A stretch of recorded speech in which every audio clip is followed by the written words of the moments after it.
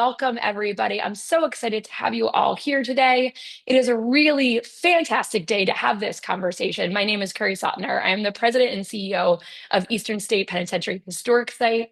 This is the country's first penitentiary housed in Philadelphia. It is not an active site, it is a museum, but we also work in the Center of Justice Education, engaging in conversations around the justice system across the entire country and internationally as well. It is wonderful to have everybody here. We can see the chat is already really chatty, and that is wonderful. I always love if you want to share everybody in the chat where you're coming from. It is fun to kind of see that reach. But today is an extra special day for this conversation because it is Constitution Day. So welcome everyone to Constitution Day. This is the day the United States Constitution was signed, not ratified, but signed. After today, it took a couple of days, but it went to the people to see if it would be ratified.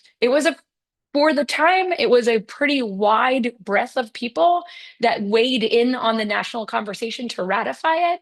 And years later, we get the First Amendment. So today, in celebration of Constitution Day, we're looking closely at that First Amendment, and we're trying to deep dive into that First Amendment and understanding how the First Amendment works. What's the roles and responsibilities of the First Amendment, how it's based in natural rights, and the intersection of the First Amendment and incarceration. So we have a great program for you today, and part of the reason why it's a great program is because of the brilliant minds that I have on screen with me. So we begin with our panel. I'd love to introduce everybody real quick, and then I'm going to steal a couple minutes to walk you through the history of the First Amendment in Eastern State and why it's so fascinating. So first, our first panelist, Moira Marquis, is the legislative director of FIRE. Moira has an extensive experience working with incarcerated writers and researching censorship inside prisons and jails. In addition to serving as the legislative director of FIRE, and if you're not sure that organization, it's the Foundation of Individual Rights and Expression, is also headquartered here in Philadelphia. Is that true, Moira? I can't hear you. Sorry, you are still No, muted. I'm based in New York, actually. Based in New York, but FIRE's headquarters in the Philadelphia region, correct? Yes, yes. And I actually Wonderful. am a consultant for them on federal legislation concerning carceral censorship. Yeah. So perfect. And this is wonderful. FIRE is a really impressive organization that works nationally as well. Moira is also a Free Write Project. She is a senior manager in the Prisons and Justice Writing Department at Penn America. You also have a PhD in English from the University of North Carolina at Chapel Hill. So welcome, Moira. We're so excited to have you here. Thank you. Yes, just a slight correction. Former senior manager at Penn. Yes. Wonderful. You're just doing a lot and moving along, but we're excited to have you on this conversation. Next, let me introduce Yukari Kane. Yukari Kane, and again, correct me if we get anything incorrect because we love to have it right, is the CEO for the Prison Journalism Project. Yukari is the founder, CEO of that Prison Journalism Project, and we will share all of these links with you in the chat as well as a follow-up. But is also an author, an educator, and a veteran journalist for over 20 years. Your experience as a staff writer for the Wall Street Journal and Reuters. You've written a book, Haunted Empire, Apple After Steve Jobs.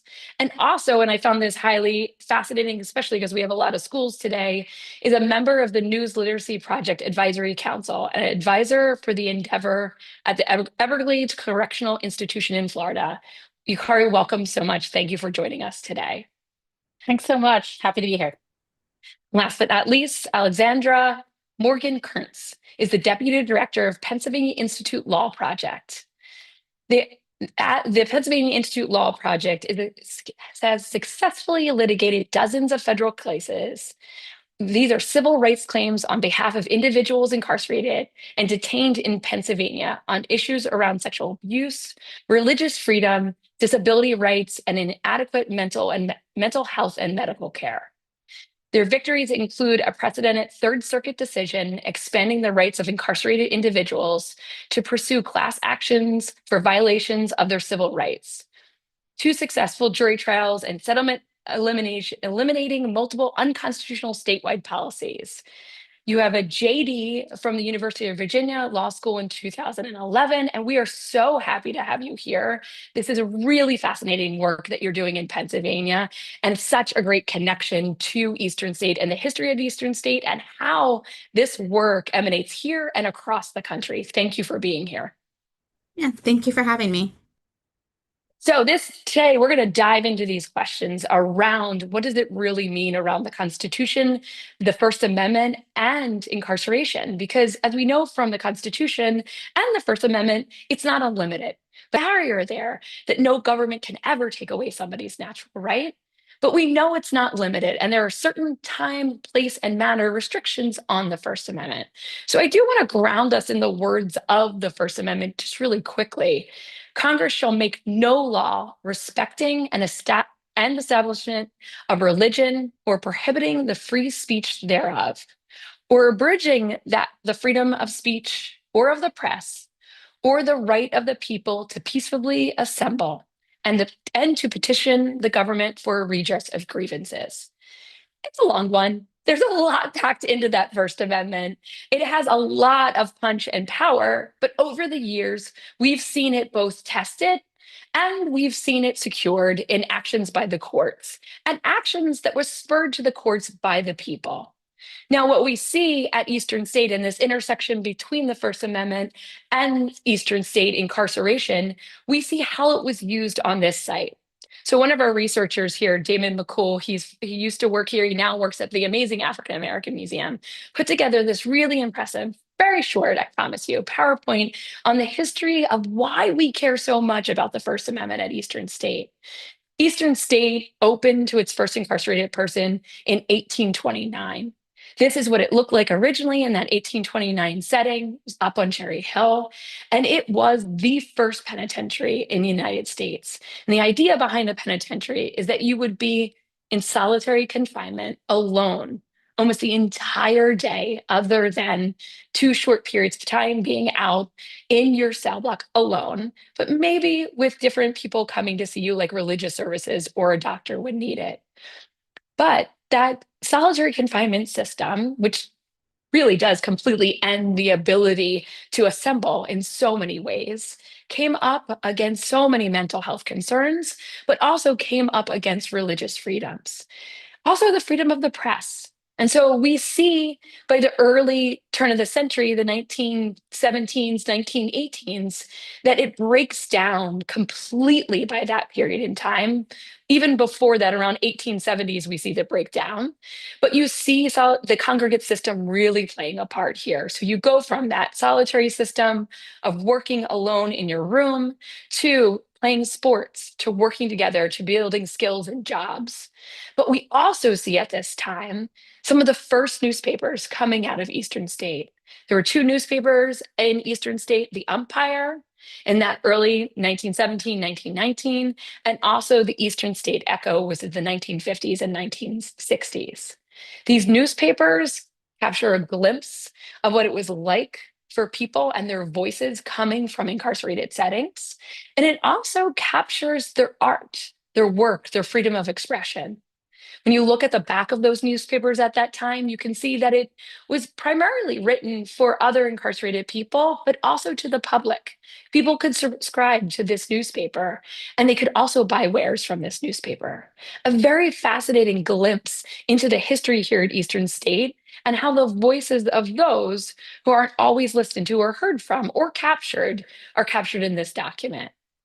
Now, we also understand that the First Amendment is tested in different ways at Eastern State, not just around the freedom of the press, the freedom of speech, but it's also corely tested around the freedom of religion.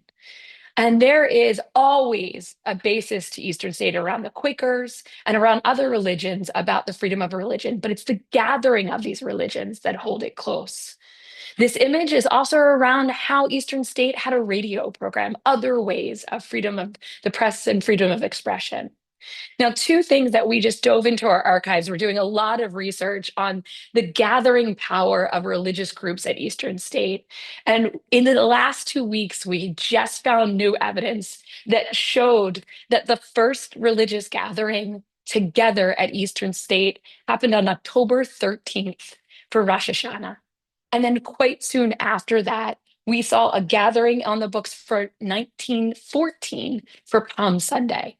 This is where you really see that isolation being broken down and the gathering through those First Amendment freedoms happening with the press, with speech, with expression, with religion. All of these pieces. We also see in the early 1960s court cases in Pennsylvania and in Philadelphia around the right for Muslim prisoners to worship as well. So all of that frames us in this bigger understanding of our nation around the First Amendment and Constitution, but also how Eastern State plays a part in these conversations. So now what I would love to do is turn it over to our panel, our amazing panel, and really pull from each of you. How do you do this work? And how is that work being extended, not just from our history that we know of cases and experiences of the past, but the work that you're doing every day? So I'd like, Yukari, I'd love to start with you and hear a little bit more about that work.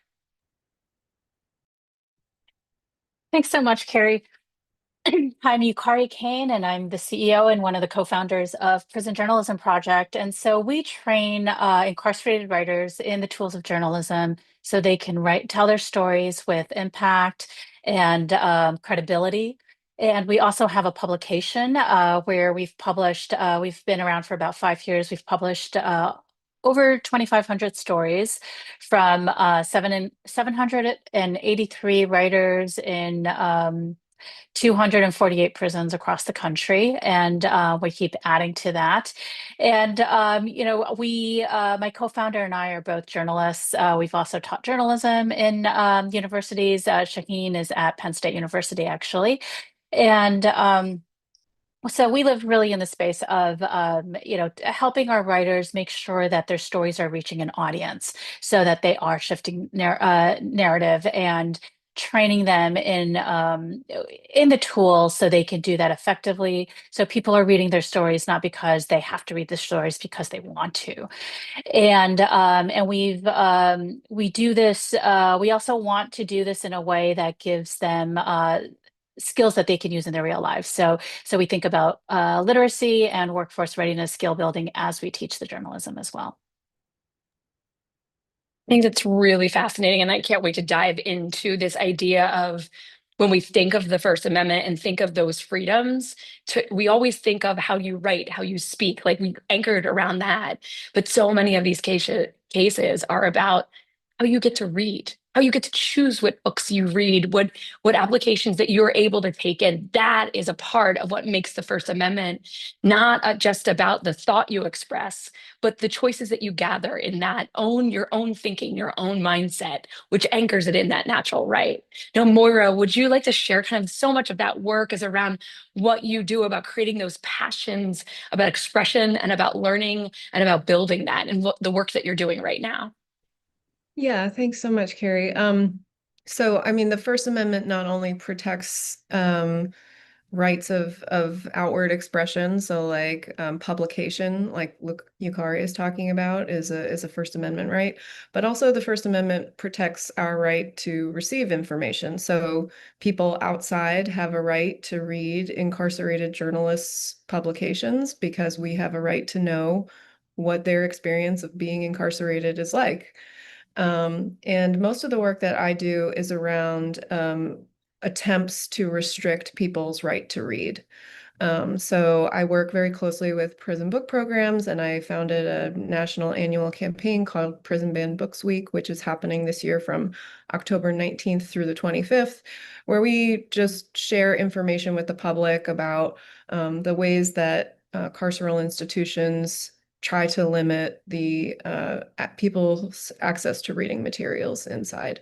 The First Amendment plays a crucial role in a democratic culture. Like, we need to be able to discuss things, to be informed about how our governmental institutions operate, as well as, the sometimes very complex narratives of people who are criminalized and subjected to detention as a form of punishment. And so it's really it's important, I think, for our democracy that we ensure that criminalization does not lead to a revocation of First Amendment rights, because then we open the door to potentially criminalizing a lot of things and revoking First Amendment rights for wide swaths of the American public, which is something that's currently under discussion right now. And this is a very fraught time, I think, for free expression.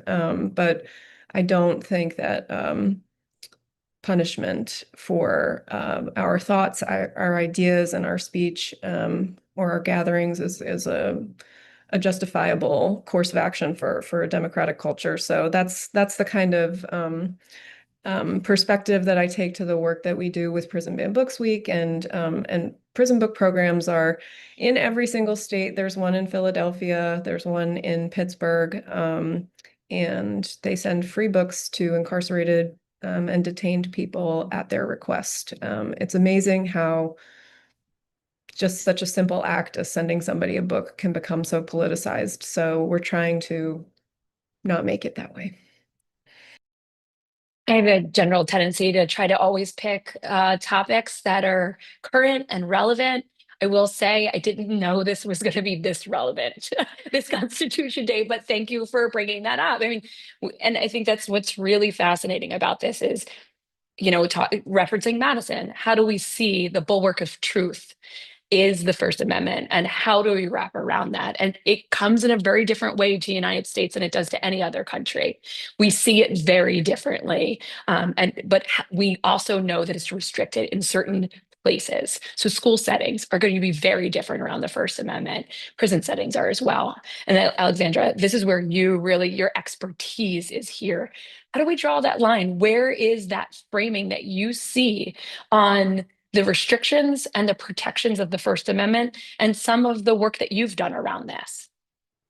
Yeah, thank you for that. So first, just a little intro to our organization and what we do. So the Pennsylvania Institutional Law Project is a statewide legal aid organization that provides information and resources, advocacy, and litigation on behalf of individuals to protect their rights, whether it be First Amendment rights, access to adequate medical care, disability rights, all of the things that can go wrong about conditions in prison, which is a lot, and trying to intercede on their behalf and improve conditions. And so when we're talking about First Amendment protections, there's a bunch of different topic areas that fall into that for incarcerated folks where their rights are infringed pretty regularly. We've already talked about, it really struck me watching that history of Eastern State and how Eastern State started at solitary, and then opened up. And now in this post the height of COVID world, we're seeing that prisons that locked down during COVID have not reopened. And so we're back to prisons primarily being solitary confinement in a lot of ways, which leads to even more restrictions on First Amendment. And so the areas of First Amendment work that we do includes access to religious freedom, which, fortunately, in addition to the First Amendment, there are federal statutes. So it's the Religious Land Use and Institutionalized Persons Act, as well as the Religious Freedom Restoration Act. And those statutes essentially took what was the bold step at the time, and I think is the only time this has happened, of being like, hey, incarcerated people should have almost the same rights as people on the outside. In every other area of constitutional rights, the actual constitutional standards are very restrictive. And the constitutional standard, even with the First Amendment, is still pretty restrictive, and it gives prisons a lot of latitude to restrict for security concerns and other things that can feel very nonsense. Whereas these statutes provide a more careful lens. The other areas of First Amendment protections that we look into and work on is the ability to communicate with the outside world. Really, explicitly, we've done some work on access to attorneys and the ability to have confidential communications with your attorneys. And unfortunately, the access to the ability to petition the government, the ability to assemble are things that are very, very heavily regulated in prisons. And in fact, more often than not, those are things that are quite literally punishable offenses.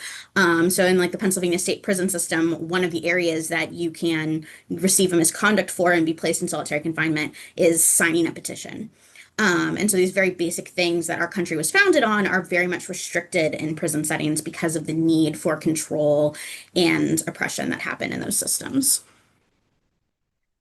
Which is again fascinating because we have a petition here during the tolerance movement that was signed by so many incarcerated people here at Eastern State, but so many women who were incarcerated for defending themselves against violent husbands. And they were put in a position of defending themselves, causing harm, and then being incarcerated for it. So they saw this movement towards ending, alcoholism as a way to move forward. So again, I think this is such a powerful thing to talk about as we go through, that we have a tendency to think, oh, rates always get better, like as we go through the history of our country. And there's so much that it's way more of a zigzag, and it depends on where that's leaning at that time. Part of this is being able to hear from the voices who are on the inside, the people who are incarcerated. And we know that there is an unbelievable amount of censorship that happens when you read the newspaper or the journalism from an incarcerated setting. But Yukari, can you tell us a little bit more about, again, when I think about when systems of government aren't working and there are journalists that are telling their story about what's happening on the inside, this is where we get the biggest breaks in putting that down. And the First Amendment is established to give you the highest protection to speak out against your government and when the government's not doing right. So when I think about the work that you do around journalism and empowering people to tell those stories, how are you doing that work? And what are the big barriers that you're coming up against? Wow, that's a huge question, but a really important one. So thank you. So we do most of our work correspondence based in prisons. Well, first of all, our biggest challenges is that in this country, most people are in state prisons, and each of the states have different sets of regulations. And quite honestly, within the state, the way the rules and policies and laws are observed and enforced can be different from prison to prison, and sometimes depending on that administrator or corrections officer. And so we center all of our communications through what we call the writer relations team. Right now, it's staffed by two formerly incarcerated women who also consider our writers' duty of care, their safety. We define safety as legal safety, physical safety, and I'm blanking on emotional safety. And so it's about how we communicate, and it's also about the repercussions that they might receive, not just in terms of publishing, but also in terms of their communications. We're not lawyers, we're journalists, and we're teachers and educators. And so we spent a year working with the law firm to really find out and understand how, not just what the laws are around doing journalism and publishing, because there really is very little precedent. I think there's just not been very much done. And so what we might trigger. And our basic understanding is that yes, everybody has First Amendment rights, but they're also not free physically. And so what that means is that there's so many repercussions that can happen that are very different by state. And so we just need to be careful. For example, in some states, including Florida, there is a rule around not doing business. And we have our work has been caught at some facilities where just the act of publishing and receiving payment is considered business. And so the other kind of pain point is around payments, because if a writer is writing, if we publish a story, first of all, we make it clear we have everybody sign a licensing agreement, and we make it clear that they own the right to their story, so they could do whatever they want. What we're asking for is the right to publish. And then when we publish the story, we pay an honorarium. We don't call it a payment because that can get triggered in the censorship and the different rules and laws. And so and because unlike other publications that that might sometimes publish incarcerated people, that's all we do. We say that we can only do it in the states that allow it. And of course, you've got the federal system. And so that's, payments are important. That's what we do, handle that. And then in terms of publishing, it's really hard. We want to make sure that we're thinking about the safety. For us, it's all about informed consent, true informed consent, that we want to know that the writer understands what the repercussions are. If they still want to publish it, we don't want to take that right away from them. And so we would support that. We would publish it. We would try to amplify it, partner with other publications if it makes sense.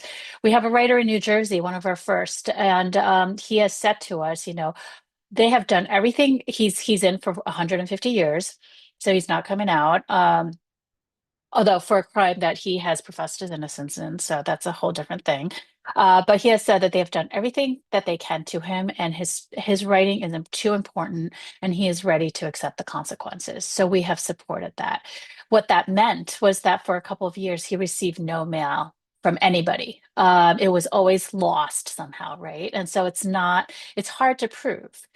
And actually it took a story. He wrote a story about how toward the tail end of the pandemic, there was an officers' holiday party. And after that, there was mysteriously an outbreak of COVID in his facility.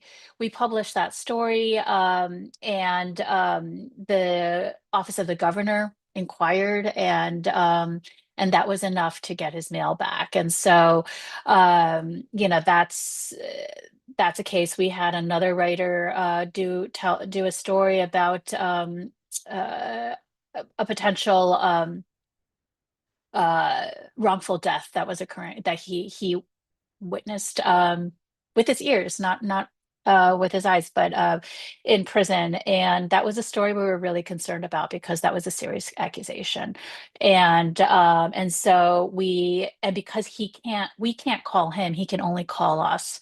We asked him to make sure that there was somebody that can check in on him, maybe a lawyer or a family member. We checked in with him via electronic communication, the day of, the day after, a week later, a month later, and just try to make sure. What we hadn't foreseen was that 6 months later, he was he was coincidentally among a group of people who got their cells tossed. There was a false accusation made against him. He was in solitary a few days, and then that consequence was he lost a very coveted job, and he's now in the oldest cell block in the prison. And there's nothing that ties the fact that he published this story with it. But and so that's an example of the ways that writers can see reprisal, and so we're working in that space where we're just trying to make sure that our writers have agency to get what they want out, but be careful of not putting writers in a situation where they might not be ready to handle it and they may not have wanted it, right? We have written a handbook on prison journalism, and one of the sections on it is around it's a risk assessment quiz, and so it's a self-guided quiz that will allow them to figure out what level of risk they're willing to take on, and then we guide them towards what kind of stories. There's a lot of light shedding you can do without putting yourself at risk. So, one example. Yeah, go ahead. No, go finish. Please finish. It's fascinating. Oh, no, I was just going to say that, if you didn't want to accept the risk, there's a lot of ways that you can shed light. One area that I've wanted to develop more of is reviews, right? Reviews of books and TVs and movies that they have access to that depict life in prison, and to explain what reality might be, how it might be different.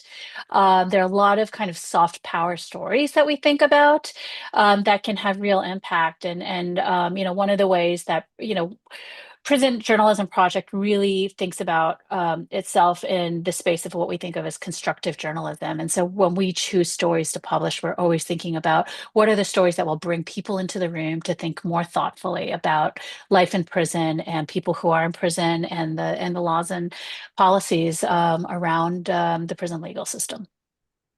And I find that story is unbelievably fascinating. I want to unpack it real quick. And then, Moira, I'm coming to you next to really understand like censorship around reading as well. I think that is something that our chat is already chatting a lot about because it's one of those ones you don't expect through, but to just process through that, you really shared some powerful stuff there. I hear the so much of who we are as human beings is about how we express and process what we're seeing, what we're doing, and how we tell our story or we tell a story. So there's this urge to be able, especially when you are a good writer and that's your outlet, to be able to communicate what you're seeing, what you're experiencing. And that is such a powerful thing to hold on to your humanity, no matter who you are, no matter maybe what you have done in the past, but also a human right. Again, it goes back to that framing that these are natural rights, that no government shall take them away. So I understand completely why somebody would say it's worth it. But I love the way you frame that. You frame that as true informed consent. And I have not heard that said that way yet, but it's so important because you are not in a position of equal power at all in these structures and set up. And so really truly understanding the impact that your choices could have is really a powerful thing to be able, people, like you said, may want to make that choice. It is worth it for them, but to truly, truly understand what could be the outcome of one of these pieces. Well, and I'll grab her book in a minute. One of our speakers that came on the program last year spoke around a research paper she was doing while incarcerated to get her doctorate. And it was on the history of the women's prison that she was at. And as she was digging into that history and really shedding light on the good intent that started the women prisons and then how it was weaponized against women, as she was shedding light on that, people were pushing back and saying, you can't put that in your dissertation. You can't put it in your work.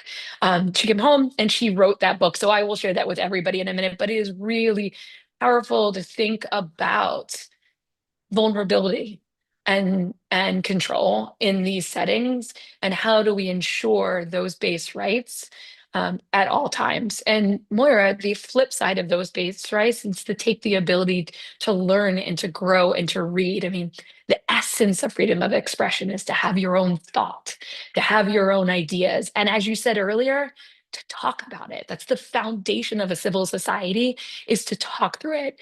And the system itself, and people will say for very good reasons and for not very good reasons, shuts that down. So could you share a little bit about censorship, writing, and reading?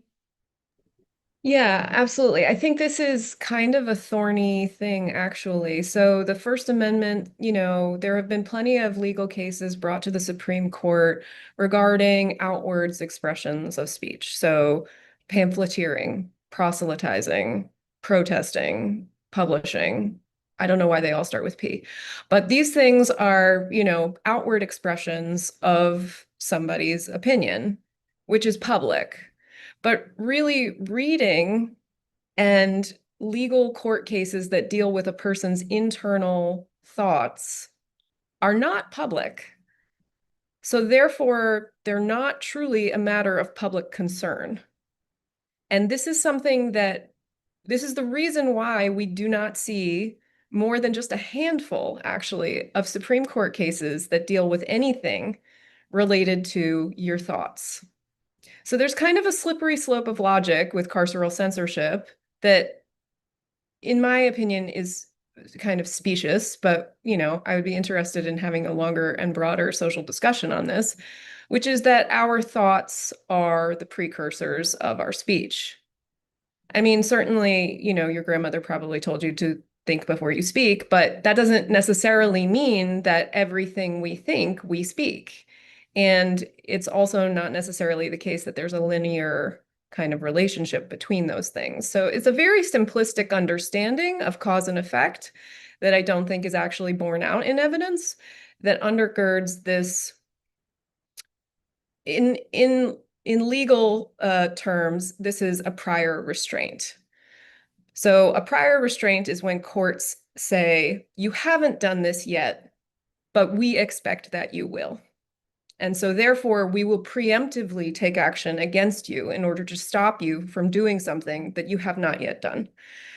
reading a book, for example, on the history of lynching has been declared by prisons to be a threat to prison security, because the assumption is you read a book on a violent, racist period in American history, and that will prompt you to take violent, racist action. This is, like I said, in legal terms, it's prior restraint, but outside of that, it's a very dubious logic that presumes that simply because I read something, I'm going to assimilate it as truth and therefore act upon it. I mean, if that were the case, education would be a lot easier than it is for all the teachers in the room. So there have been just a couple of Supreme Court cases that really touch on this. One is the Board of Education Tree versus Pico, where the court explicitly rules that public school library censoring violates students' First Amendment rights. And this was Chief Justice Brennan, who said that the First Amendment doesn't only protect our freedom to speak, it also protects those activities of thought and communication that are the necessary kind of precepts to any kind of outward expression. So preemptively limiting people's access to information and literature is really the first step towards a broader kind of crackdown on First Amendment and free expression. And that's why, Prison Ban Books Week aims to really target that as like the beginning of this buildup that Yukari has explained, where it proliferates and saturates like all these outward modes of expression. Once we give people license to limit what we can think, we really have let them enter into the deepest and most private places of ourselves. I sometimes have trouble with this conversation and not connecting it with the Fourth Amendment and the Eighth Amendment, because there's a lot of questions around that in the chat. But as you speak and just thinking through that, I know we have a group of students in here that are looking at court cases and looking at those pieces. Connecting that conversation around prior restraint is really brilliant, to really talk about like, how are you blocking it before you can even come to a thought, let alone come to a conversation.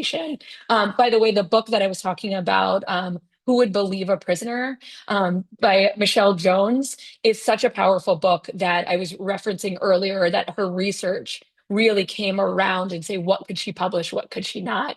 But you just make me think of the framing of this constitutional amendment. We think back of the nation's founding, and I just kept hearing Brandeis in my head as you were speaking. They believe that the freedom to think as you will and to speak as you think are means indispensable to discovering and spreading political truth. So unbelievably powerful that our framing brilliant minds of our country are not pulling those pieces away from each other, are not saying just about writing or just about reading or just about gathering together and sharing those conversations. And that doesn't always mean with people that are like-minded. Sometimes it's when those conversations are in tension, that's when you process through these harder conversations. So Alexandra, not to no, please. Take away from Alexandra's time, but this is particularly relevant right now because of the conversations around limiting speech that is determined to be hate speech. And I just want to reiterate that the United States does not have limitations on that, unlike basically every other country governed by a constitution, which is very exceptional. This is, I think, when teaching about the Constitution in the United States, when I've had groups that, and the First Amendment in particular, from different countries, you get a lot of like, what? It is very different in America. Brandeis, Whitney, like these are the cases that we're talking about. And so I think this is perfect to turn it over to Alexandra. Our students in the chat asked a couple of questions about, are there other cases that you would reference around? And there's a million great First Amendment cases and we can share them. But what are some of the key cases that you would share to talk through how our two other speakers frame these ideas? And then also cases that you've seen even in the third district or third circuit around these in particular in an incarcerated setting, because we can stay reading Whitney all we want and again, read the dissent and the concurrence. We can stay in that realm, but we also need to look at these lower court cases because to Yukari's point earlier, this is a federal system. And the majority of people are incarcerated at the state level. So that means there are different restrictions depending on the state. The Constitution's a baseline, not a ceiling. So can you kind of break that down for some of our students? And there was another question in there that I thought was connected to this that I think would be helpful, is around, do people get treated differently based on the crime that they committed? I think that can be thought of both for the crime they committed or also what type of prison they may be, facility they may be set in. So I'll let you unpack both of those big ones. Sorry. Yeah, that's a lot of very big questions. So we'll see which parts of those I get to. So I think the big Supreme Court case that really addresses all constitutional rights within the prison environment would be Turner v. Safley, which at the time was kind of a landshed moment of and recognizing something that, separate, that seems like pretty obvious to us on the outside, but just like the ability to marry was something that incarcerated people did not have access to. And so Turner v. Safley went, hey, no, you have this ability to associate, the ability to create the families and relationships that you want. And if a prison wants to impose limitations on your ability to marry, there has to be like a reasonable and legitimate penological, like proper prison purpose reason for doing so, which was a very big step forward at that time of being like, hey, you can't just stop everything.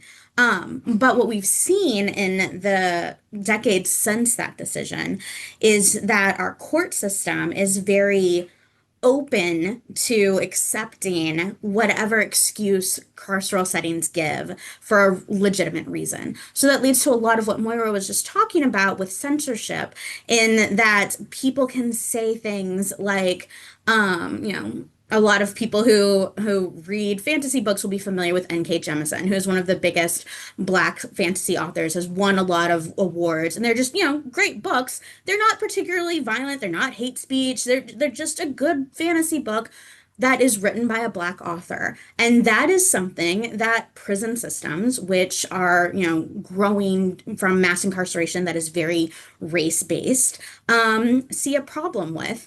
And those books are frequently banned in prisons.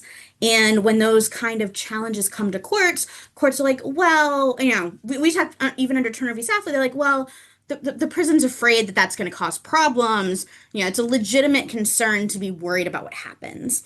Like other kind of silly but also ridiculous and horrible examples is like Dungeons and Dragons. Dungeons and Dragons is like a way for people to spend time, to socialize, to put themselves somewhere else other than the horrific place that they're at. And in a lot of prison systems, possessing that, having the books about that, is something you can get punished for and put in solitary. And so because the prisons can kind of at this point say a lot of things are legitimate reasons, Turner v. Safley is no longer as strong as it was when it comes to First Amendment protections. And I think on the point, another point that you mentioned was talking about how, not just the, difference for folks based on what their conviction is. Absolutely. In every realm of prison life, the biases about what someone's conviction is, what an understanding of that conviction is, as well as, again, the underlying racism behind the criminalization of a lot of things, the underlying ableism, the underlying homophobia and transphobia that lead to criminalization, what people are convicted of, leads to rules being applied differently. And so we very frequently will see, a group of, white men having a conversation about something are less likely to be punished than a group of Black and brown people talking about and trying to gather and have conversations, because that is something the prison's afraid of. And I think there were some comments in chat about how a lot of this feels like control and making sure people can't think and can't dissent. And that's absolutely what it's about, because the number one thing that prisons are afraid of is people gathering together and having thought and pushing back against the norms. And so, another thing that Yukari mentioned earlier was talking about the different prison systems and how the rules can be very different. And so in Pennsylvania, with our state system, there's over 20 different state prisons. And there is one overruling set of policies. but it is absolutely kind of like a franchise agreement with restaurants where like you go to a McDonald's in Philly, it's going to look like one way. You go to one in Pittsburgh, it's going to look like something else. The exact same policy is going to be applied in very different ways, even within the state system. And so, you could have a book that is banned and not allowed in one prison that'll get through with someone else somewhere else. You'll have a religious practice that at a prison that has a larger Muslim population that is in a more urban area will be more accepting of, yes, let's let the Muslim inmates get together, let's let them have these conversations. And then you go to a prison in a very rural area that may have more underlying biases about things that are happening, and they won't allow those same religious services and religious practices to happen, even though the overall state policy says, yeah, absolutely let that happen. And then in Pennsylvania, so the state prison system is where you go after you've been convicted.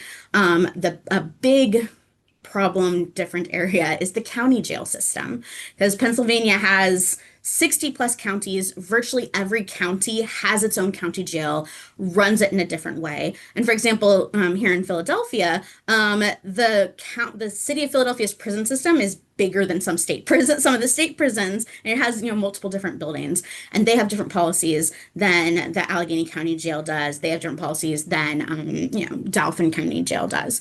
And in those jails, we have seen a lot of difference in the ability, especially the ability to practice religion. So the state system has more procedures in place, has spent more time and money on establishing, like, okay, having access to a Muslim imam, having access to a Jewish rabbi, and things like that. When you go to a county jail that may have a large population of people who are religious but not Christian, and the only thing they have available at that jail is a Christian minister, and they won't be familiar with those other religious policies. The conviction, whether you're pre-trial, all of that has a lot of differences in how these things are implemented. But at the heart of it, one of the big problems with the carceral setting is that it is all about control.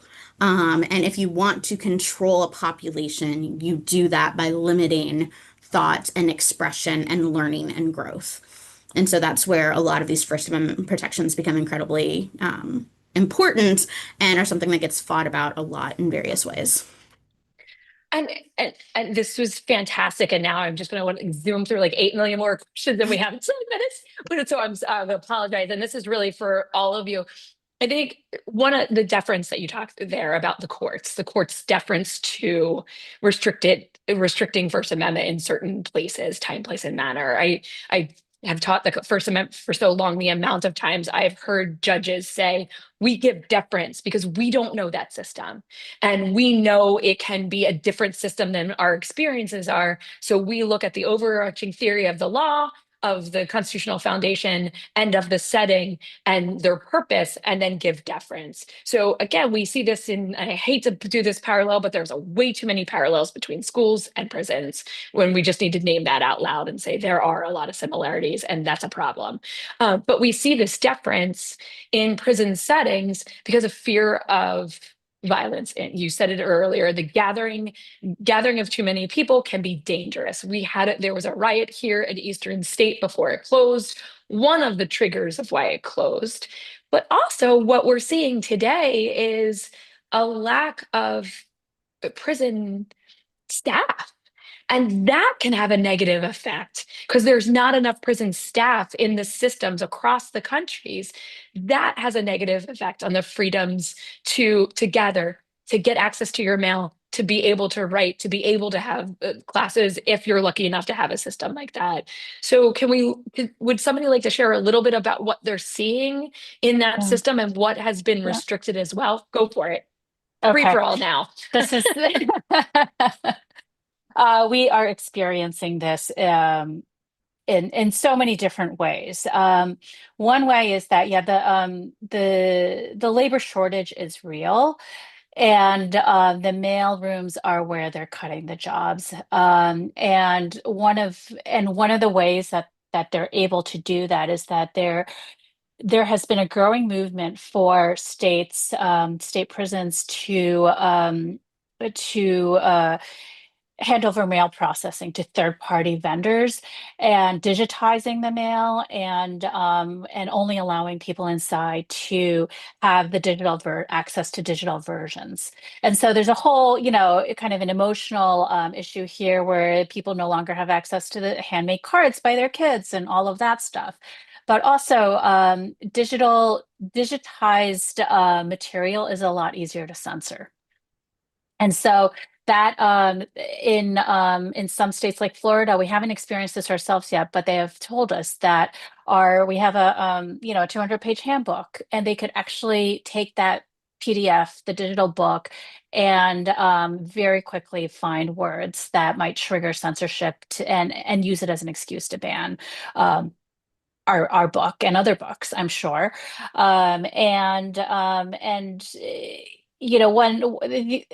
One thing to know is, there was reference to the riot and fear and all of that. But, from our vantage point, it really sometimes feel like fear is the excuse to control. And so, for example, the book, that Moira mentioned around lynching, like, is that really going to trigger a riot? It doesn't matter in some ways. If they can draw any connection to safety in prisons, it will be an excuse to not allow that material. And ultimately, it's, oftentimes it's not because they're actually afraid, it's because they want to control and they want to limit. Our writers send us stories. A lot of the restrictions, as I think what we're all circling around here, is that a lot of the laws around and the rules are around what can get inside prison more than what can get out, because it hinges on safety of prison.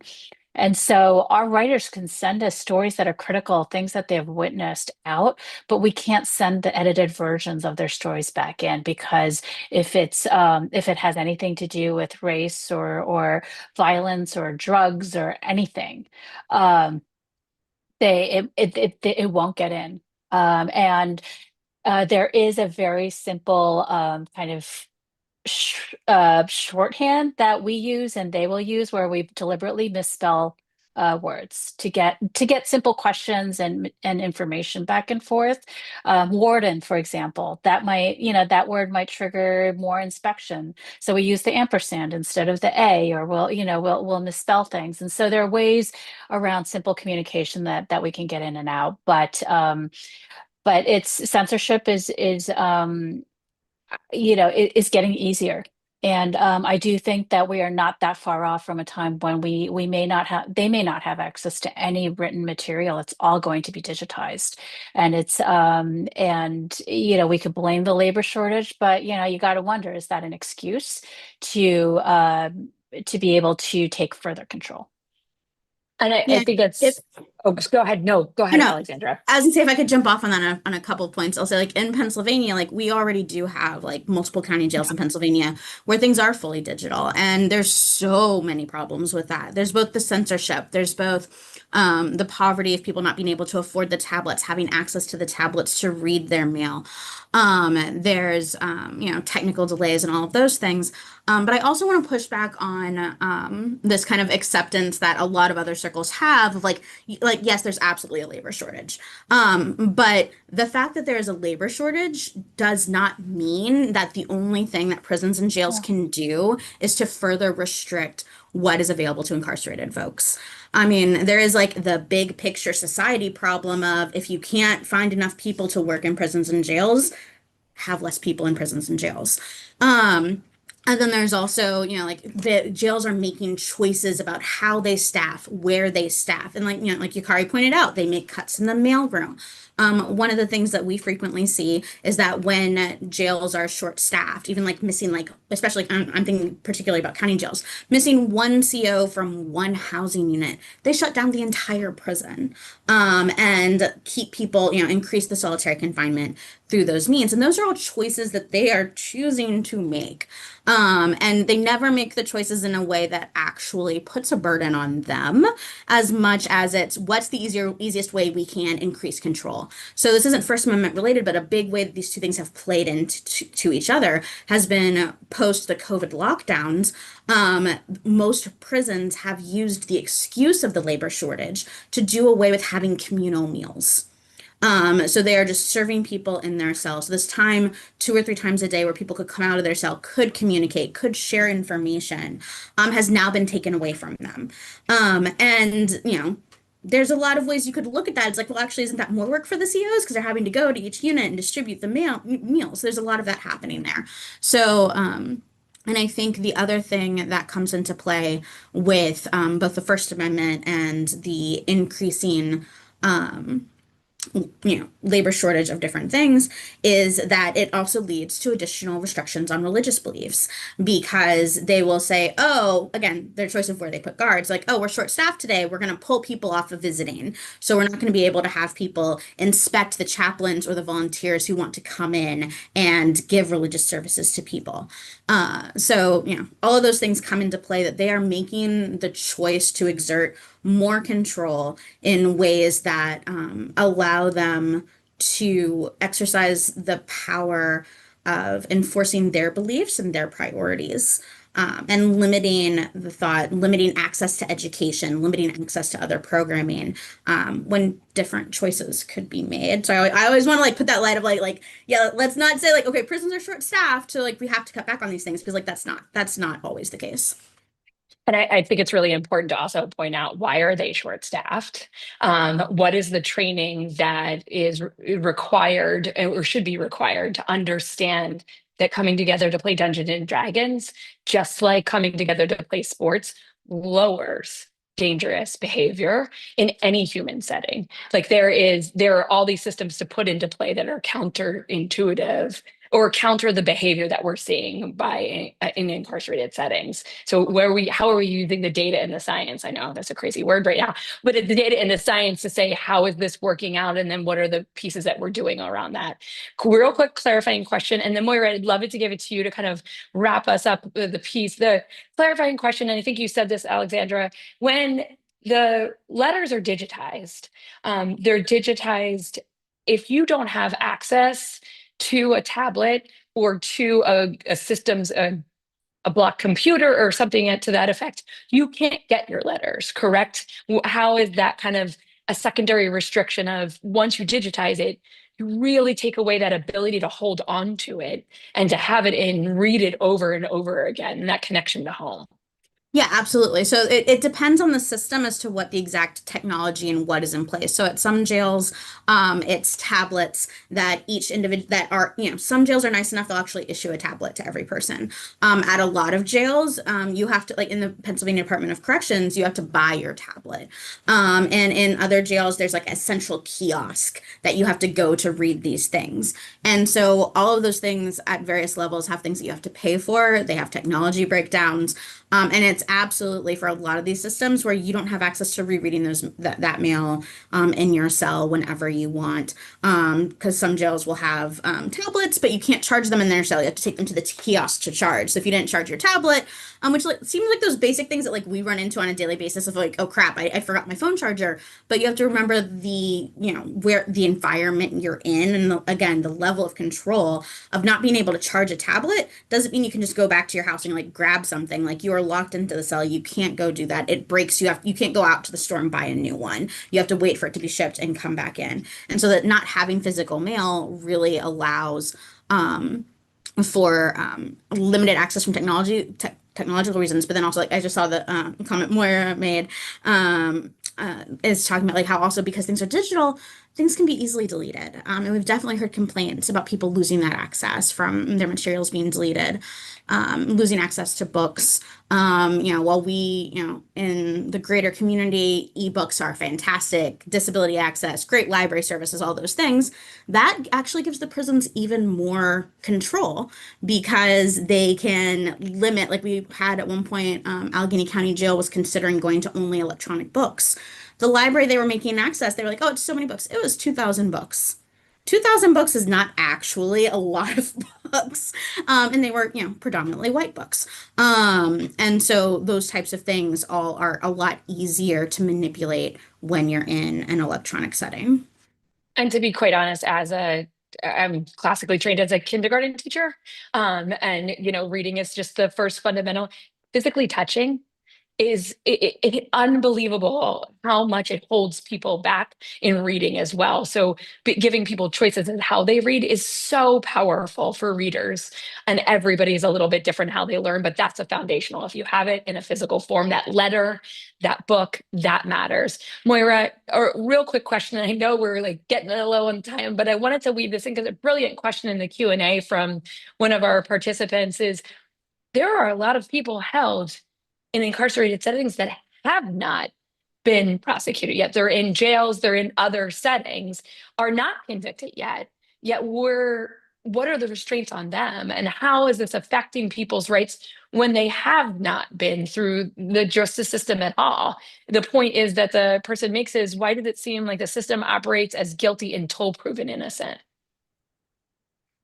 Well, yeah, there's over 3,000 jails in America, and they are not subject to Department of Corrections state level policies. So that means that the locally elected, democratically elected sheriffs have a lot of power in terms of what the policies at the prison are, which means you should vote in your local elections. And I think, in general, what we've been talking about is overwhelmingly negative, and I don't want to give people the impression that this is a foregone conclusion, that all of this is inevitable or needs to stay this way. Carceral administrators have proven to be very susceptible to public opinion. They want to think they're doing the right thing, and we should help them to understand what we think the right thing is. So definitely reach out. Prison Journalism Project. You can connect with them on socials. You can connect with Prison Ban Books Week on socials. There's plenty of legal organizations like the kind that Alexandra worked for, wherever you are, that try and make you aware of instances when your jail would be implementing, say, only digital books or digitized mail. Last year's Prison Ban Book Weeks campaign, we FOIA'd all the DOC's tablet contracts. So you can look on our website at the bottom and find your state's data to find out how much your prison system is getting a kickback from the telecom companies and charging people who are incarcerated for access to communication and reading materials. And we did a program last year, so we'll send it out to everybody around that same conversation so we can share that. I want to thank you three so much. I feel like I would love to be with you for another 2 hours in this conversation. But Moira, thank you also for really pointing out that there's a lot of good people in these systems too that want to do better. And it is the role on this Constitution Day, it starts with we the people. It is the role of every person in our society to say, how do we believe that the government, our government, the one that we give our power to, treat people in our society? And that's on all frame of reference of how we work. How do we treat people in every single setting? So thank you for framing that. I do want to shout out to the Prison Society as well, doing such great work in Pennsylvania around this. So there are a lot of local organizations that you can get connected with. We'll send you out the information that the three of these amazing brains are working on right now. And I wanted to end with a really powerful story of, we have an exhibit that we did with Mural Arts here. It highlights the artist, Mark Lockney. It's called Pair of Defeat. And it is hundreds of portraits that he sketched when he was inside in an incarcerated setting that he mailed home to his mom. And his mom held on to them. And now this work is at Eastern State. He is doing so much amazing work about reaching out and getting the next 800 people sketched and part of this conversation about what are you doing about mass incarceration.